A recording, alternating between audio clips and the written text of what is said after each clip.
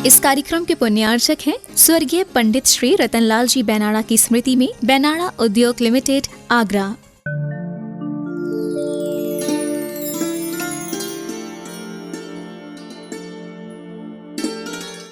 यदि जैसे ही वो तिजोरी से निकल करके चलन में आ जाए, मार्केट में आ जाए, तो क्या होता है?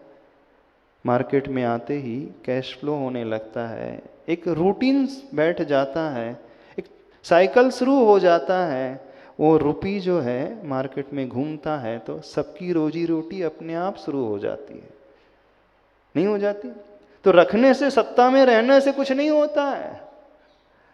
होता है जब वो उदय में आता है, और बिना पुण्य के वो मिलता भी नहीं। तो यही बात कह रही आ रही है, आज सुकृत है, यानी वो पुण्य का अवसर है। सुकृत सा लग रहा है, सुकृत का सर यानी वह पुण्य का सर, और माटी को प्राप्त हुआ है प्रथम अवसर। बताओ, पुण्य के उदय में ही सब कुछ मिलता है। यानी वो ही थोड़ी सी ही बोरी भर के जो माटी वो उपाश्रम तक आई है। पूरी खेत की, पूरी नदी की सारी माटी तो नहीं आई। माटी वो भी थी, लेकिन माटी एक वह भी थी जो उस कुंभकार ने अपनी बोरी में भर करके लाया। अब जो नदी किनारी माटी है, खेत में पड़ी माटी है, उस माटी का रूपांतरण कलश में नहीं होगा। कौन सी माटी कलश में ढलेगी? जो कुंभकार लेकर के आया है। कौन से जीव का उद्धार होगा? जो गुरु का चरण सानिध्य पाएगा। संसार में तो अनंत काल से अपन सभी पड़े हुए थे, सारे जीव पड़े हुए हैं, लेकिन भटकते ही चले जा रहे हैं, भटकते ही चले जा रहे हैं उस माटी की भांति जिसकी ओर किसी की दृष्टि ही नहीं गई। लेकिन शिल्पी की दृष्टि भी सिलेक्टेड माटी की ओर ही गई। तो जो सिलेक्टेड माटी हो गई वो क्यों हो गई? उसके पुण्य कर्म का उदय। तो गुरु का सानिध्य मिलना पूर्व पुण्य के उदय से ही होता है, नहीं होता। आज भी इस देश में, दुनिया में बहुत सारे ऐसे श्रावक होंगे, जैन होंगे, नहीं मिलते उन्हें गुरु। यूएस में रह रहे होंगे, वेस्ट बंगाल में रह रहे होंगे, इंटीरियर में रह रहे होंगे, कहने के लिए तो हैं श्रावक, लेकिन गुरु नहीं मिल पाते। और बिना गुरु के जीवन का कोई कल्याण प्रारंभ ही नहीं होता, शुरू ही नहीं होता। तो उसमें कहीं ना कहीं पुण्य होना ही चाहिए। तो उसी का फल है कि हमारी यात्रा शुरू हो गई। समझ रहे हो कि नहीं? पदा का अर्थ होता है पैर सहित, सपदा हो अथवा अपदा, पैर रहित हो, ऐसा। तो यहां पर मिलता है पूरा ऊपर उठा सुकृत का सर, और माटी को प्राप्त हुआ है प्रथम अवसर। लेकिन कई बार ऐसा भी होता है, गुरु मिल भी जाएं, फिर भी हम उन्हें स्वीकारते नहीं। पुण्य का उदय इतना तो आ गया कि सारी यात्रा करते करते हम गुरु के चरण को पा गए, लेकिन गुरु के चरणों को पाकर के भी अंतरंग में उन्हें बैठाते नहीं, श्रद्धा अपने भीतर लाते नहीं। वो जैसा कहते हैं हम अपना जीवन वैसा बनाते नहीं हैं, तो वो तो और बड़ा क्या कहलाएगा? सब वो अपनी किश्ती भी वहां डूबी जहां पानी कम था, है ना? सारा समुद्र पार कर लिया, लेकिन किनारे में लगते लगते जहां पानी था ही नहीं, ना वहीं आकर के डूब जाए। ये संसार की पूरी यात्रा कर ली। कौन सी यात्रा? निगोद से निकल करके एक इंद्री से दो इंद्री, दो से तीन इंद्री, तीन से चार इंद्री, चार इंद्री से पंचेंद्री, पंचेंद्री में भी त्रियंश, वो भी मन वाले, फिर मनुष्य बन गए। अच्छा देश मिल गया, अच्छा कुल मिल गया, निरोगी काया मिल गई, सच्चे गुरु मिल गए। कितनी लंबी यात्रा हो गई वो दुर्लभ भावना भाव, कितनी लंबी यात्रा हो गई। सब कुछ मिल गया, और सब कुछ मिलने के पश्चात भी यदि हम स्वीकारने को तैयार नहीं हुए, अपनी श्रद्धा समर्पण लाने को तैयार नहीं हुए, तो जानते हो कहाँ? फिर बैक टू पेवेलियन। हाँ, कहाँ से चले थे? कहाँ से चल के आ रहे हो? निगोद से। हाँ, जो इतना चलने के पश्चात भी अंतिम मौका मिला, यदि उस समय उसको एनकैश नहीं करता है, तो फिर खो देता है। फिर बार बार हमें अपॉर्चुनिटीज नहीं मिलती, इस बात को समझना। अपॉर्चुनिटी बहुत कम टाइम में मिलती हैं, वो मौका जो है बहुत कम बार मिलता है। यदि हमने उस अपॉर्चुनिटी को एनकैश नहीं किया, उसका सदुपयोग नहीं किया, फिर हम खो देंगे, फिर बाद में नहीं मिलेगी, वो मौका नहीं मिलेगा। जब मौका मिला है हमने उसे अपनाया नहीं, अपने आप को ऐसे ही व्यर्थ गंवा दिया। हाँ बोलिए।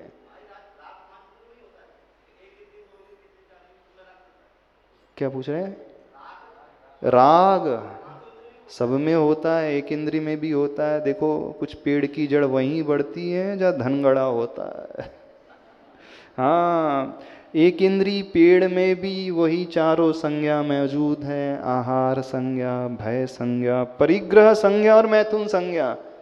चाहे दो इंद्री हो, नहीं होता। चींटी भी है, अपने मुख में शक्कर के दाने को बटोर बटोर करके बिल में स्टोर करती है, परिग्रह संज्ञा। देखना कभी चींटी के बिल को देखना, कितना सारा उसमें से भोजन निकलता है तो इतनी सी वो, लेकिन उसकी संज्ञा इतनी बड़ी है, इतना सारा स्टॉक करके रखती है। क्या किस बात का प्रमाण है? ये परिग्रह का, परिग्रह संज्ञा बताई जा रही है। 3 इंद्री है चींटी, उसके भीतर भी यही भाव है। मच्छर को देखा कभी काटते हुए, अपने शरीर में बैठे हुए? देखना कुछ मच्छर ऐसे होते हैं, खून पीते रहते हैं और पीते पीते उनका पेट फट जाता है, फिर भी वो पीना नहीं छोड़ते और मर जाते। यानी इतनी तीव्र लालसा रहती है उन्हें मिल जाए कोई। कभी देखना, वैसे तो आप देख ही नहीं सकते क्योंकि आप तो पहले ही मार देते होंगे। पहले ही ऑल आउट आदि लगा देते होंगे तो मौका नहीं। पर कभी काट रहा है तो देखना, कुछ मच्छर ऐसे होते हैं पेट भर चुका है लेकिन वह पीते ही रहते हैं और उनका पेट एक स्टेज में आता है कि फट जाता है और मर जाते हैं। किस कारण मरे? भोजन के अभाव में नहीं, अपनी लालच के कारण मरे। तो वो परिग्रह संज्ञा तो उनके भीतर भी रहती है। तो चाहे एक इंद्रिय हो, चाहे 2 इंद्रिय हो, चाहे 3 इंद्रिय हो, चाहे 4 इंद्रिय हो, चाहे 5 इंद्रिय हो, सबके भीतर वो राग का भाव भी छिपा है, वो लोभ का भाव भी छिपा है, वो द्वेष का भाव भी छिपा हुआ है। तो इतना होते हुए भी हमारी यात्रा कहाँ से कहाँ तक हो गई? निगोद से बढ़ करके सच्चे गुरु मिल गए, पंचेंद्री बन गए, मन वाले बन गए, मनुष्य बन गए, जैन कुल पा लिया, सब कुछ मिल गया, लेकिन यहाँ आकर के डुबो दिया अपने आप को। क्यों?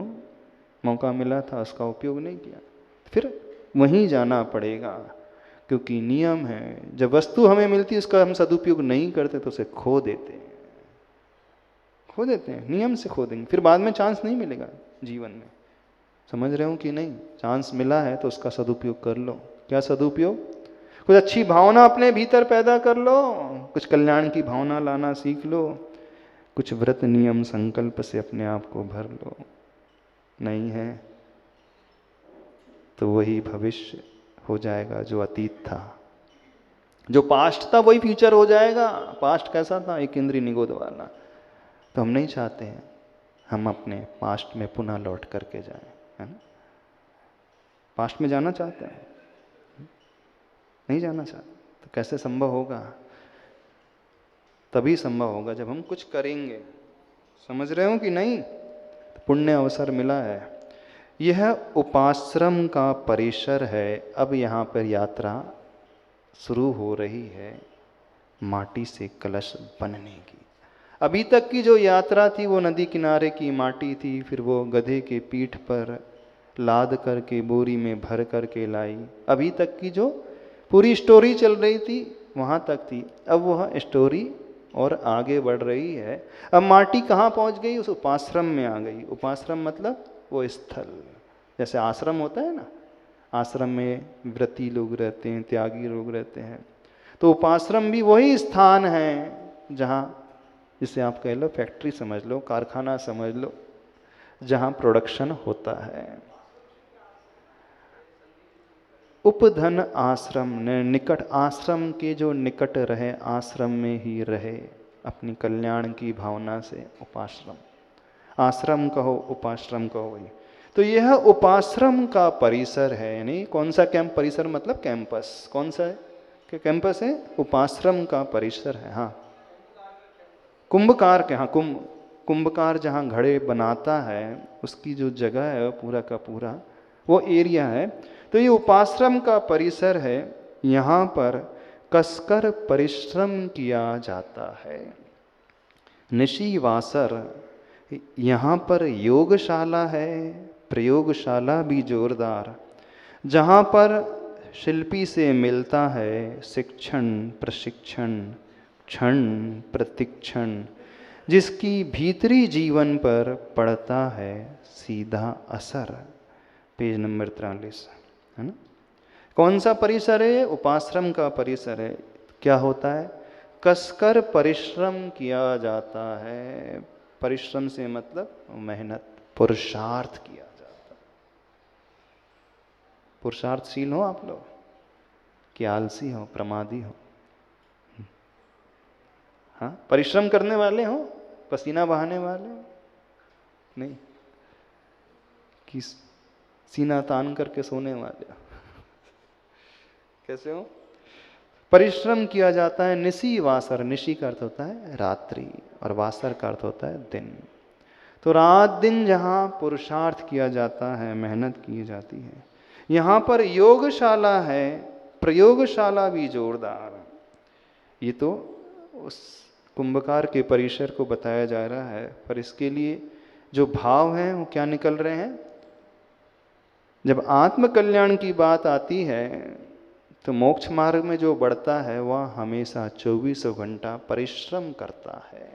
जो साधना करने वाला जीव होता है 24 घंटा दिन रात एक करके लगा रहता है।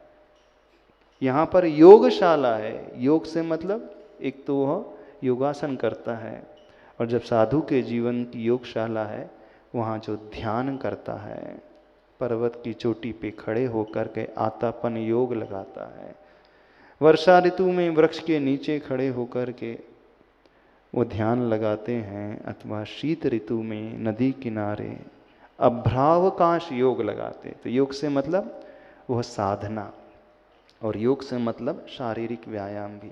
तो दोनों ही चीज़ घटते जाएंगे, साइमल्टेनियसली दोनों चीज़ चल रही हैं। तो वो शिल्पी का उपाश्रम, शिल्पी की योगशाला है, और प्रयोगशाला भी है, यानी वो भिन्न भिन्न प्रयोग करता है। तो जीवन को उच्च स्थान में ले जाने के लिए, ऊपर उठाने के लिए योग के साथ साथ प्रयोग भी किए जाते हैं। प्रयोगशाला भी जोरदार, जहाँ पर शिल्पी से मिलता है शिक्षण प्रशिक्षण, सीख मिल रही है क्षण प्रति क्षण, यानी हर क्षण हमेशा, जिसकी भीतरी जीवन पर पड़ता है सीधा असर। तो शिल्पी कौन है? वे गुरु महाराज। गुरु महाराज हमेशा सिखाते ही रहते हैं, शिक्षण प्रशिक्षण देते ही रहते हैं, स्वाध्याय ज्ञान में वो लीन करते हैं और कराते भी रहते हैं।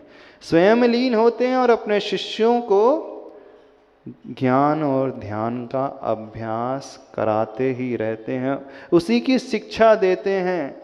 शिक्षण का मतलब शिक्षा, और प्रशिक्षण का मतलब उसे प्रैक्टिकली इम्प्लीमेंट कर लेना, उसे अपने जीवन में उतार लेना। प्रशिक्षण का अर्थ वही होता है। शिक्षण का अर्थ तो शिक्षा होती है, और प्रशिक्षण का अर्थ जैसे प्रशिक्षण केंद्र है, जैसे ITI प्रशिक्षण केंद्र, ट्रेनिंग सेंटर जिसे कहा जाता है। तो वह प्रैक्टिकली जो कार्य किया जाता है वो ट्रेनिंग सेंटर होता है। तो साधु के लिए भी गुरु महाराज का जो परिश्रम है, परिसर है, यानी वे जहाँ विराजमान होते हैं, वे गुरु महाराज हमेशा दिन रात साधना में ही लगे रहते हैं। उन शिष्यों से योग आदि ध्यान आदि कराते रहते हैं, उन्हें स्वाध्याय में तत्पर करते हैं, उन्हें उस व्यवहारिक और आत्मिक शिक्षा के लिए प्रैक्टिकल रूम में जाकर के प्रैक्टिकल भी कराते रहते हैं।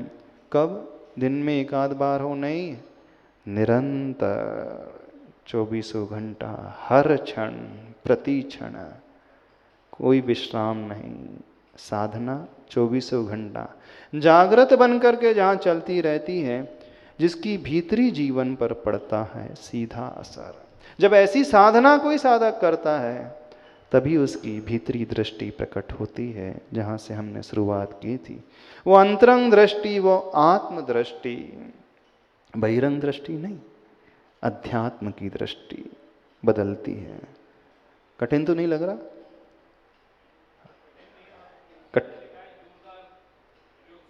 जोरदार प्रयोगशाला और आपकी जोरदार निद्राशाला। हाँ, श्रावकों की जोरदार आरामशाला। हाँ, निद्रा है, आराम है, डूब करके लगे है, जोरदार वो वाली शाला। और साधु की होती है जोरदार प्रयोगशाला, योगशाला, 24 घंटा जागृत है। देखो गुरु महाराज आचार्य भगवान को देखो, आचार्य श्री 1 बजे उठ करके बैठ जाते हैं रात्रि में। ठंडी का जब समय होता है 1 बजे उठ करके पद्मासन में बैठ जाते हैं। और दिन कब निकलता है ठंडी में? सूर्योदय कब होता है? 7 बजे के बाद होता है, 7, सवा 7। तो लगातार 6 घंटे तक बैठे ही रहते हैं। आप लोग 6 मिनट नहीं बैठ पाओगे पद्मासन में। हाँ, क्या चिंतन चलता होगा। देखो, आप लोग पूजा पढ़ते हैं ना, हो अर्ध निशा का सन्नाटा, वन में वनचारी चरते हो, शांत निराकल हो मानस तुम तत्वों का चिंतन करते हो। अर्धनिशा यानी अर्धरात्रि का जब सन्नाटा पसरा हुआ रहता है तो योगी जो होते हैं उस समय जाग जाते हैं और भोगी जो है उस समय सोते रहता है ना। वो भोगों में सो जाता है अथवा निद्रा में सो जाता है। जब आपकी सोने की घड़ी होती है, योगियों की, आचार्य भगवान की जागने की घड़ी होती है। तो एक आसन में बैठ करके वही तत्वों का चिंतन, जो स्वाध्याय आगम में पढ़ा है, शास्त्रों में पढ़ा है। आचार्य भगवान कहते हैं रात्रि का समय होता है जुगाली का समय। क्या होता है? जुगाली का है। गाय क्या करती है? दिन भर तो खाती है और खाने के पश्चात उसे स्टॉक करती है। फिर जब सार में आकर बैठती है संध्या की बेला में, शाम के समय, तो जो खाया है उसे वो चबाती है, चरवण करती है, बार बार उसे चबाती है। तो जितना वो चबाती है उतना ही उससे रस बनता है, दूध बनता है। तो योगी लोग, आचार्य भगवान क्या करते हैं? दिन भर तो पढ़ते हैं, स्वाध्याय करते हैं, और रात्रि में एकांत में बैठ कर के जो पढ़ा है उसका अनुप्रेक्षण करते हैं, अनुप्रेक्षा करते हैं, चिंतन करते हैं, तत्वों के चिंतन में लीन हो जाते हैं। और आप लोग क्या करते हो? आप लोग जो पढ़ते हो चबाते कभी नहीं हो। बस खाते ही रहते हो, चबाना तो है ही नहीं, चिंतन तो है ही नहीं, सोचना तो है ही नहीं, बस पेट भरना है। कैसा जीवन आप लोगों को बता दें? Reading without reflecting is just like eating without digesting. हाँ, reading without reflecting is just like eating without digesting. यानी जो व्यक्ति सिर्फ पढ़ता है, सिर्फ सुनता है, लेकिन उसे आचरण में नहीं ढालता है, वो कैसा है? खा तो रहा है, ईटिंग विदाउट डाइजेस्टिंग, लेकिन बिना पचा नहीं रहा है। बस खाते ही रहता है लेकिन पचाता नहीं। और जो खाता है पचता नहीं है तो क्या हो जाता है? फिर वो बचता है, और जब बच जाता है तो फिर मचता है। नहीं होता है? क्या हो जाता है? इंडाइजेशन हो जाता है ना। जब पचता नहीं है भोजन तो क्या हो जाता है? इंडाइजेशन हो जाता है। इंडाइजेशन हो जाता है तो मचने लगता है, मतलब दस्त लगने लगता है। तो संसारी व्यक्ति कैसा होता है? सुनता तो बहुत है, पढ़ता तो बहुत है, लेकिन पचाता बिल्कुल नहीं है। रिफ्लेक्शन हो रहा है आपके जीवन में? मैं तो नहीं चाह रहा। बोलिए आचार्य परमेश्वरी गुरुदेव श्री विद्यासागर जी महाराज की। थोड़ा सा विषय को समराइज कर लें। अभी तक हम सब लोगों ने इस मूक माटी महाकाव्य में क्या पढ़ा, क्या सुना और क्या समझा। वो शिल्पी उस बोरी में भर कर के माटी को गधे की पीठ पर लेकर के आ रहा है। अपने परिसर, अपने उपाश्रम में माटी को ला चुका है। नदी से तट से लेकर के उपाश्रम तक की जो यात्रा हो चुकी है, आपस का संवाद धरती माता का, माटी का और उस गधे का, भले ही वह शब्दों से न अभिव्यक्त हुआ हो, लेकिन वह संवाद जो हुआ भावों के माध्यम से, एक दूसरे की पीड़ा को समझ करके एक दूसरे के दुखों को दूर करने की जो भावना भाई थी, वही परस्परोपग्रहो जीवानाम सूत्र को फलितार्थ किया था। कल इस विषय को अपन ने देखा था। उस उपाश्रम में योगशाला भी है, प्रयोगशाला भी है, इस विषय को भी समझा था। योग से अभिप्राय एक साधु जीवन का भी उपाश्रम स्थल होता है, जहाँ गुरु महाराज अपने शिष्यों से, उन साधुओं से, उन मुनियों से उस साधना को कराते हैं जिससे हमारी आत्मा शुद्ध हो जाती है, परिष्कृत हो जाती है। और वह साधना योग के माध्यम से होती है। योग से अर्थ योगासन नहीं लेना, योग से अर्थ वह तपस्या लेना, वह ध्यान की मुद्रा लेना, एकाग्रचित्त होकर के वे साधक जब खड़े होकर के बैठ कर के महीनों महीनों तक ध्यान करते हैं, वो पर्वत की चोटी पर, वो नदी के किनारे, वो वृक्ष के नीचे खड़े होकर के, वो तीनों ही ऋतु काल में, वर्षा ऋतु, शीत ऋतु और ग्रीष्म ऋतु की साधना जो करते हैं, उनकी उस साधना को देख कर के लोग आश्चर्य से भर उठते हैं। तो वही योगशाला है। और प्रयोगशाला मतलब जीवन में हम निखार कैसे लाएं, उन प्रयोगों को करना भी इस उपाश्रम में सिखाया जाता है। कौन से उपाश्रम में? जहाँ आत्मा का विकास होता है, इस उपाश्रम में। कौन सी ट्रेनिंग दी आती है? इस उपाश्रम की ट्रेनिंग जो है वो शारीरिक ट्रेनिंग नहीं है। यहाँ का प्रशिक्षण शारीरिक नहीं है। यहाँ की सारी जो ट्रेनिंग है वो मानसिक ट्रेनिंग है। मानसिक विकास को करने की, परिणामों को सुधारने की है। अशुभ से शुभ की ट्रेनिंग है और शुभ से शुद्ध की ट्रेनिंग है। यानी अशुभ लेस्याओं को छोड़ करके हम कैसे शुभ लेस्या के परिणाम अपने भीतर उत्पन्न कर सके। अप्रशस्त जो भावना पैदा होती हैं, कषायों की जो भावना पैदा होती हैं, आर्त और रौद्र ध्यान के जो भाव पूर्व संस्कार के कारण प्राय याद आते ही रहते हैं। होता है ना सबके साथ। हम सोच लेते हैं, विचार करते हैं कि नहीं, अब मैं बहुत अच्छे से नियमों का पालन करूँगा, अपने मन में अच्छे ही भावों को लेकर के आऊँगा, मैं कभी गलत भावों को नहीं लाऊंगा, अशुभ भावों को नहीं लाऊंगा, अपध्यान आदि नहीं करूँगा। लेकिन पूर्व कर्म का ऐसा उदय होता है, या यूँ कहें सभी के पूर्व के संस्कार इतने गाढ़े हैं, वो सोच कर के भी पुनः पुनः उन अशुभ की ओर ढुलक जाता है, लुढ़क जाता है। होता है कि नहीं? सोच लेते नहीं करेंगे, अब जो भी करेंगे अच्छा ही करेंगे, जो भी सोचेंगे अच्छा ही सोचेंगे, भला ही सोचेंगे। पूर्व विभ्रम संस्कारात भ्रांतिम भूयोपि गच्छति। इस आत्मा में अनादिकाल के ऐसे संस्कार पड़े हुए हैं कि न चाहते हुए भी वह नीचे की ओर ही बह जाता है। न चाहते हुए भी उसकी दृष्टि में वही विषय कषाय आ जाते हैं, वही अप्रशस्त की भावना, आर्त आदि की भावना पैदा हो जाती है। तो इस परिसर में, इस उपाश्रम में जो साधना दी जाती है गुरु के माध्यम से, जो प्रशिक्षण दिया जाता है, वह सिर्फ अपने आत्म परिणामों को संभालने का प्रशिक्षण होता है। और जिसने यह कला सीख ली, समझना उसने दुनिया की सबसे बड़ी कला सीख ली। कौन सी कला?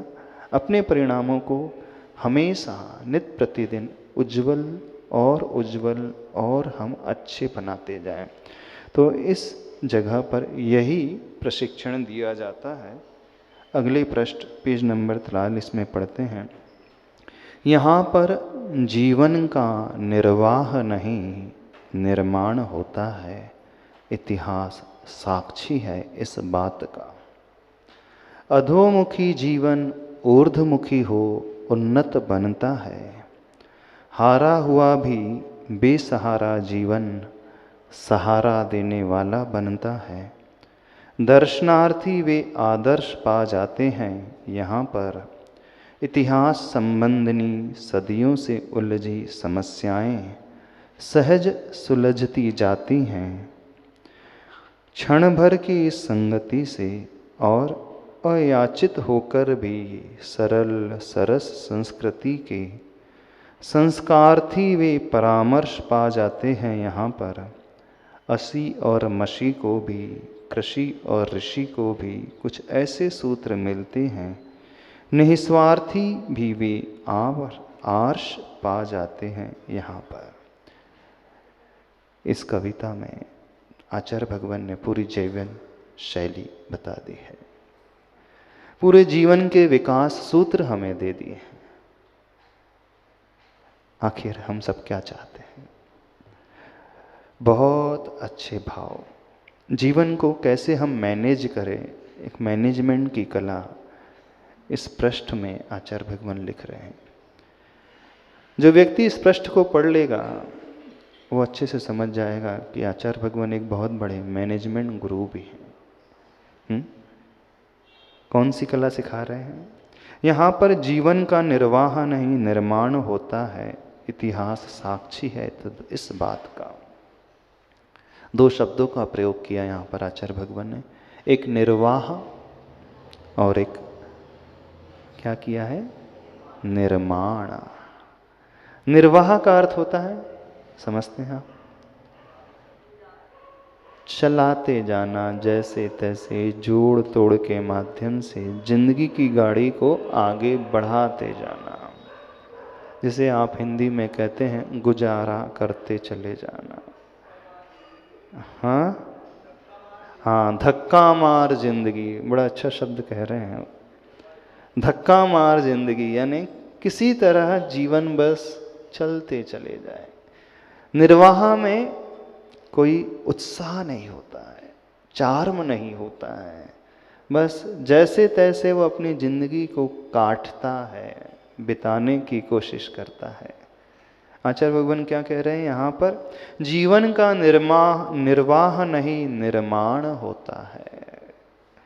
और निर्माण में क्या होता है? जीवन अच्छा, सुंदर, व्यवस्थित बनता है।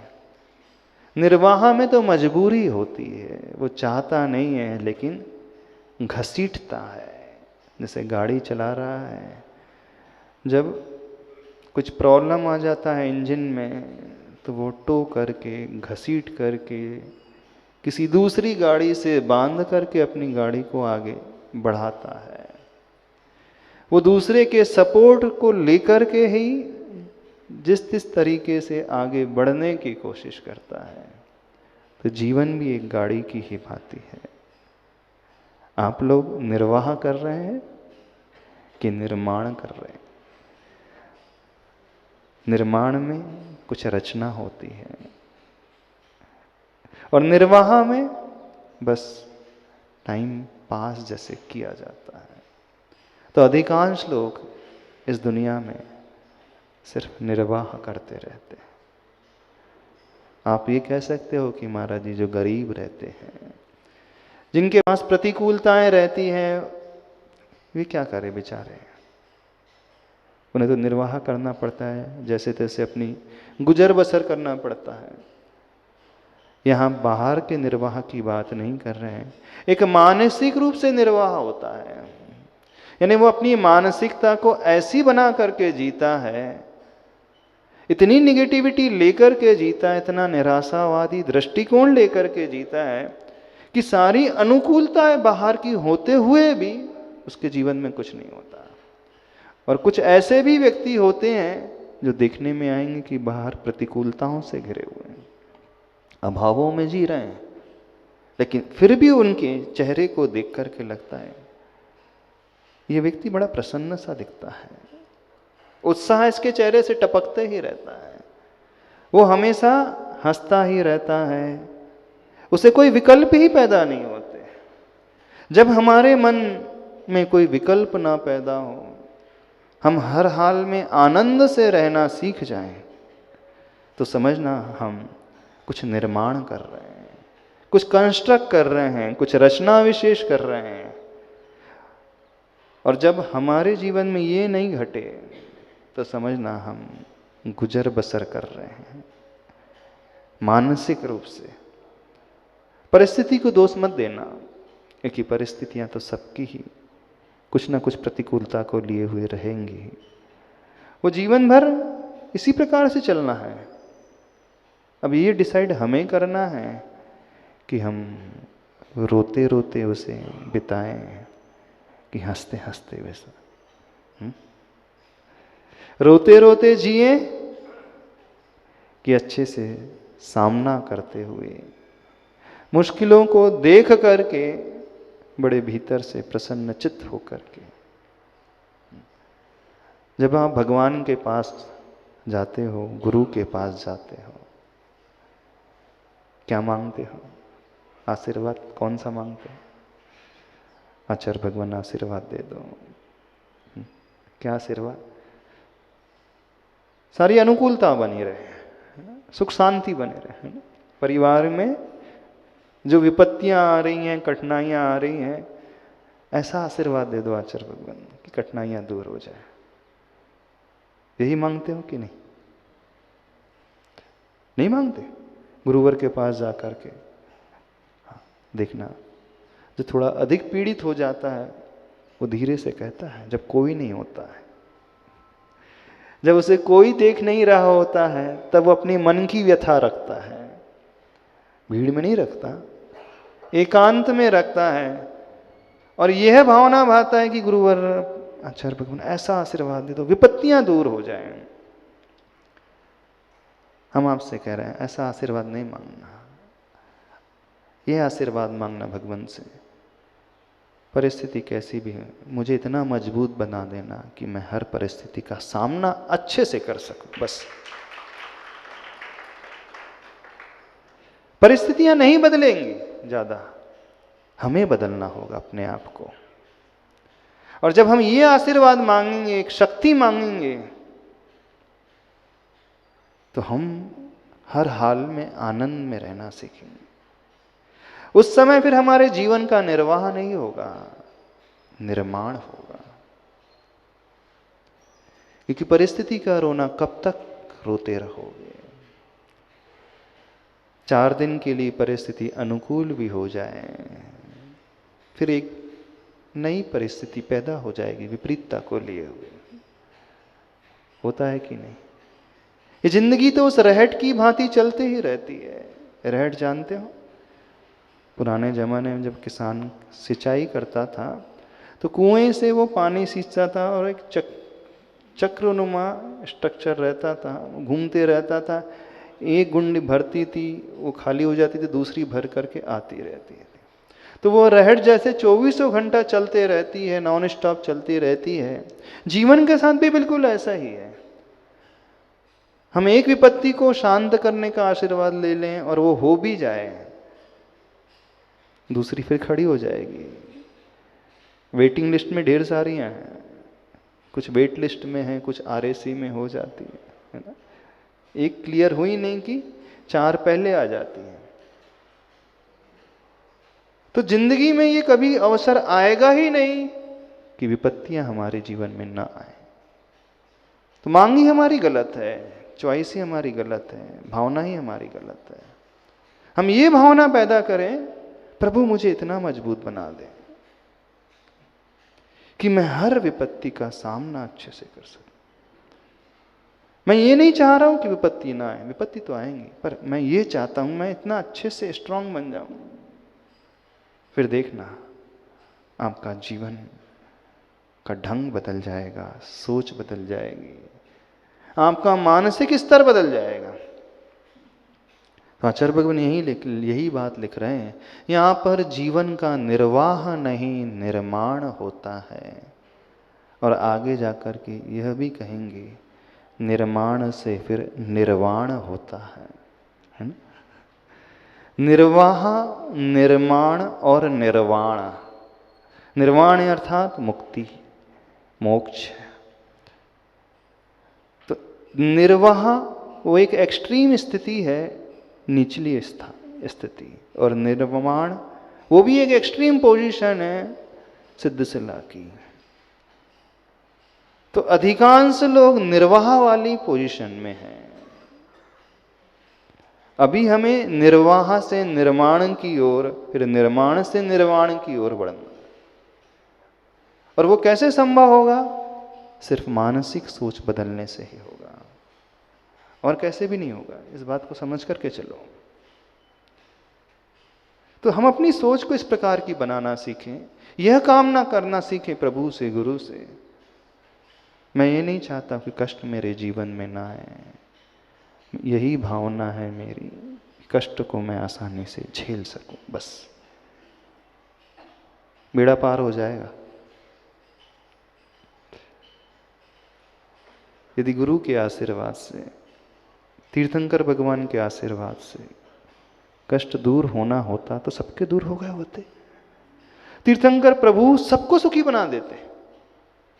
जो अनंत शक्ति के धारक होते हैं, अनंत वीर के धारक हैं, अनंत सुख का भंडार जिनके भीतर है, अनंत ज्ञान है, दर्शन है, अनंत चतुष्टय है, वो क्यों नहीं सबको सुखी बना देते? नहीं बना सकते, क्योंकि सबके अपने अपने कर्म हैं, अपना अपना किया हुआ पूर्व का कार्य है। जो किया है उसका फल तो मिलेगा निश्चित रूप से। तो क्या प्रभु करुणावान नहीं होते? भगवान जो है दयावान नहीं होते? तो करुणावान, दयावान का अर्थ ये नहीं समझना कि वो हमारे कष्टों को दूर कर देंगे। दयावान का अर्थ नहीं लगाना कि वो हमें इतना सामर्थ्यशाली बना देंगे कि हर कष्ट को हम झेल पाएंगे आसानी से। इस रूप में लगाना। समझ में आ रही है बात? सबसे बड़ी भ्रांति कौन सी है? सबसे बड़ी गलती कौन सी करता है व्यक्ति? वो ये मानता है कि भगवान मेरे कष्टों को दूर कर देंगे, और यही मांगता भी है प्रभु से, जो असंभव बात है। हाँ, वो हमें अथवा उनकी भक्ति से, उनकी पूजा से हम इतने पावरफुल बन जाएंगे, इतने मजबूत बन जाएंगे कि प्रतिकूलता हम पर हावी नहीं होंगी, हम उस पर हावी हो जाएंगे। तब हमारा जीवन का निर्माण होगा, रचना होगी। समझ रहे हो? नहीं समझ रहे? निर्माण का क्या अर्थ है? आप लोग क्या भावना भाते हो भगवान के पास जाकर के? पूजा विधान के पश्चात, व्रत उपवास के पश्चात, जाप माला के बाद, स्तोत्र पढ़ने के बाद, आरती के बाद, कौन सी भावना? यही भावना होती ना? परिवार में विपत्ति ना आए, यही होती ना? भले ही शब्दों से ना कहो, बैक ऑफ द माइंड ही चलते रहता है। वो कहता भी है कि अरे भगवान तो सबके कष्ट दूर करते, कहने में यही आएगा, लेकिन हमें करना क्या है? हमें भावना कौन सी भावना है? हम सबसे करें, कष्टों को दूर करने की भावना कभी नहीं भाना। ऐसी भावना भाना भगवान के समक्ष भक्ति के पश्चात कि मैं इतना अच्छा बन जाऊं कि पहाड़ भी मेरी नजरों में कंकड़ प्रतीत होने लगे।